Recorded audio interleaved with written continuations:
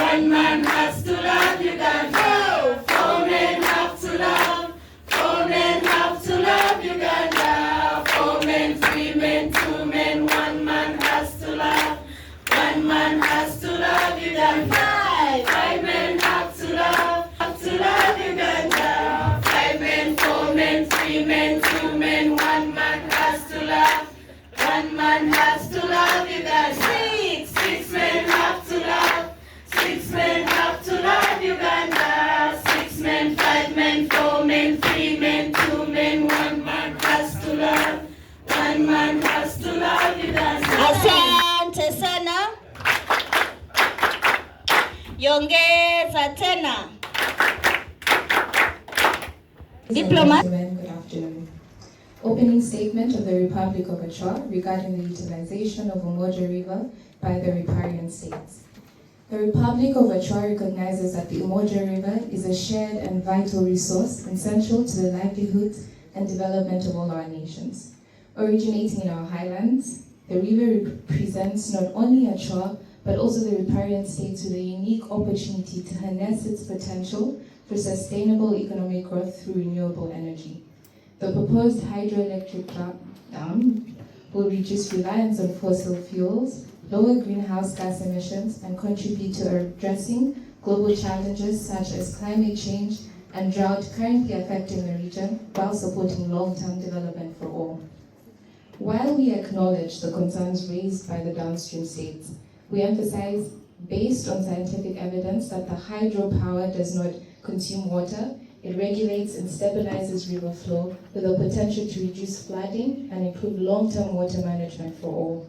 Furthermore, comprehensive environmental impact assessments have been conducted in line with international standards in accordance with the principles of the 1997 UN Watercourses Convention, ensuring that the project minimizes environmental harm while upholding equitable and reasonable utilization of shared resources.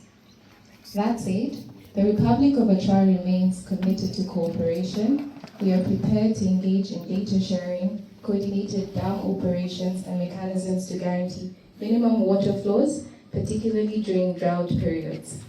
We believe a balanced solution is possible, one that protects Achua's right to develop while ensuring mutual benefit across the region. Thank you. Your Excellencies, heads of delegation, distinguished delegates, ladies and gentlemen, good afternoon. I am Igare Francis of the Republic of Kafu.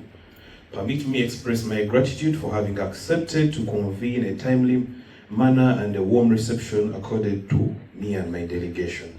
Your Excellencies, Kafu faces the challenge of balancing its right to development with its obligation within a shared river system. We understand the need of maintaining reliable water flows. Our agricultural expansion efforts are essential to feeding our population, supporting economic growth, and ensuring long-term stability and regional trade. However, we do not seek progress at the expense of our neighbors. We are committed to equitable and sustainable use of the river in line with international principles of fairness and the obligation to avoid causing significant harm. We also propose collaborative framework that includes transparent data sharing, agreed water allocation limits, and coordinated infrastructure planning so that all countries can benefit from the Umoja River without undermining one another. Kafu is ready to work constructively with all parties to reach a fair, practical, and lasting agreement. I thank you. And peaceful resolution. The Umoja River is not only a shared water body, it is a lifeline sustaining millions of each of our citizens through activities like agriculture and trade. We are faced with a complex conflict where other states' desire for development threatens all our survival, and we must find a balance between progress and shared responsibility. The recent actions of the Achua Republic by proceeding with the dam construction without consulting riparian states, and the actions of the Kafu Republic planning a large-scale diversion project, combined with the ongoing drought in our region, have placed immense pressure on our communities, threatening our livelihood and food security. We therefore reaffirm the no harm principle established in Article 7 of the United Nations Water Resources Convention. The Makishan Republic remains ready to work constructively with all the riparian states to transform this crisis into an opportunity for lasting cooperation. I thank you. Excellencies, Head of Delegations, all protocol observed. Good morning, my name is Pearl Tender, representing the nation of Sipi. The Umoja River originates in the highlands of Achua and flows through our neighboring countries Kafue, Victoria, and Murchison. Unfortunately, our neighbors from the nation of Achua, without consulting neighboring states, have started construction on an electric dam, violating the no harm doctrine. Our water access is suffering severely from water intrusion and salt intrusion, and as a result, our fishing industry and biodiversity risk extinction. Our densely populated nation heavily relies on this river for fresh water, food, and our livelihood. Whilst we understand and appreciate the need for reliable access to electricity, this unilateral action by the Achua Nation is in violation of the principle of the no harm doctrine. Thank you very much. Your Excellencies, Honorable Delegates, good afternoon. My name is Charity Fiona Nisimba, Head of Delegation of the Republic of Victoria. Well, we take cognizance of the previous speakers and acknowledge the different notions presented at this meeting here today. As the Republic of Victoria, we further acknowledge the anticipated developments along the Umoja River, which is undoubtedly a shared natural resource among the river basin states. We also consider and acknowledge the plans to build a massive hydroelectric dam to boost the economy of the Republic of Achua, as well as the Republic of Kafue's planned large-scale diversion project for the new agricultural land. However, as a country, it is our view that these unilateral plans will drastically reduce water levels and increase pollution, resulting into significant agricultural losses, retarded fishing, and navigation challenges. These practices, as you may all be aware, are in breach of the principles of international law, which are inclusivity and the do no harm principle. Therefore, in the spirit of multilateralism and mutual benefit of this shared natural resource, the Republic of Victoria requests the Umoja River Basin states to establish a cooperative water sharing framework that secures upstream development and ensures inclusivity without compromising the developments and initiatives of the middle and downstream countries. Thank you. Thank you for your time. This question is directed to the head of delegation of the Achua Nation. Our neighbors, the nation of Victoria, has proposed an emergency water sharing agreement as a means to mediate this solution. It's something that we as a nation as well agree on, and we're wanting to know if this is something that you'd be open to discussing prior to more construction going on. Additionally, we would like to know if the capacities of the dams were taken into consideration prior to construction, and if these capacities can be reevaluated as the next phase of construction. Thank you. But remember what we talked about? Remember? When to speak? So as a Chua, they may decide, let's respond. Or they may need to have a quick consultation. Because CP asks specific questions. So if you don't have some of the answers, you can decide, let me get them, or you want to give a general answer.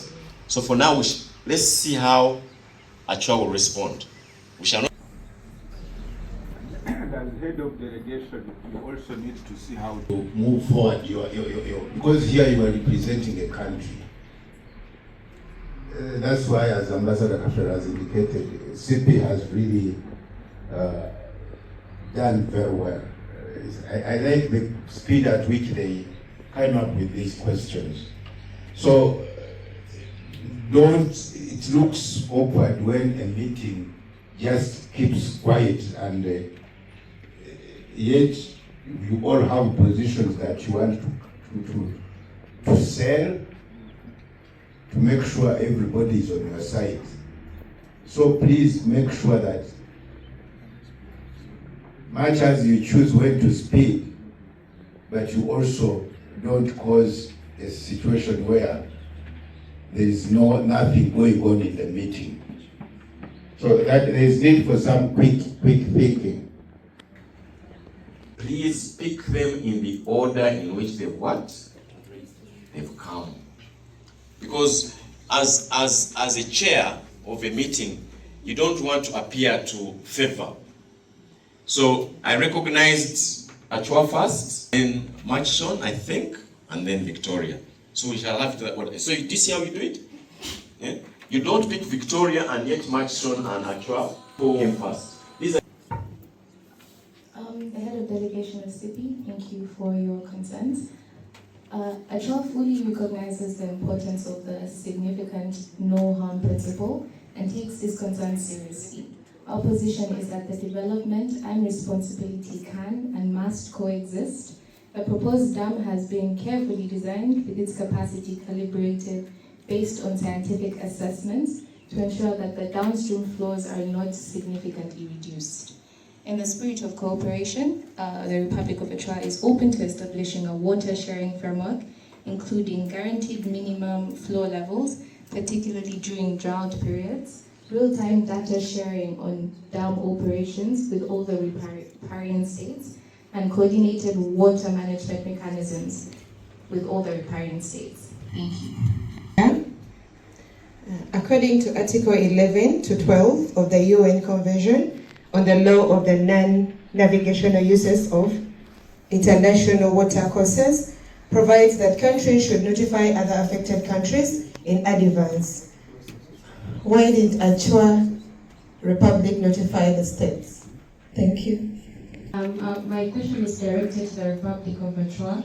Would like clarity on the different seasons, because the Republic of Victoria experiences different seasons, that is the wet and the dry. You made mention of only the dry seasons. What mechanisms have you put in place to handle any repercussions of the construction of the dam during the wet seasons, and also when we're experiencing a predominantly dry season? Secondly, as the Republic of Victoria, we welcome the positive response from the Republic of CP as well as the Republic of Achua towards the establishment of a cooperative framework in the water resources management. Thank you. Very much, Your Excellency. Distinguished delegates, the Republic of Murchison quoted Article 7 of the United Nations Water Courses Convention, which must be clear. This principle does not exist in isolation as any law. It must be interpreted alongside with the principle of equitable and reasonable utilization.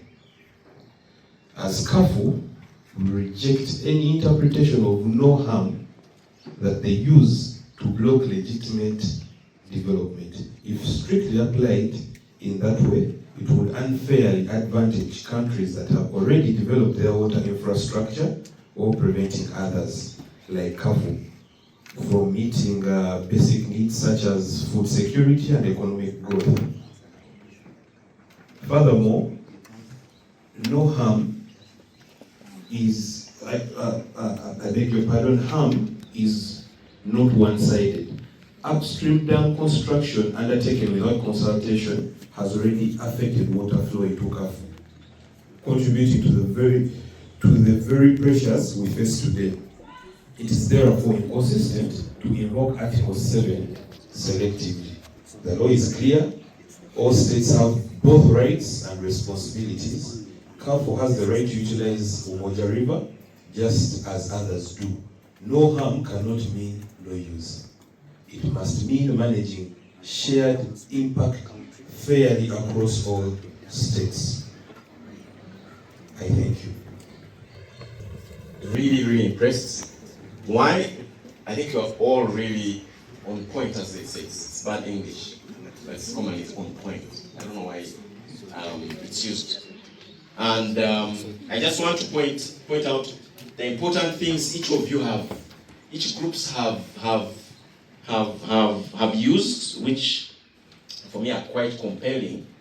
Achua acknowledges the concerns regarding prior consultation However, we wish to clarify that the project remains at a pre-construction stage, and this process presents the appropriate opportunity for inclusive dialogue. At the same time, we must affirm our sovereign right to utilize our natural resources for national development. We also wish to assure you that the hydropower generation does not consume water, and based on scientific assessments, the dam will not reduce overflow water levels. Instead, it will regulate seasonal flow, helping to stabilize water availability during both dry and wet periods. Thank you.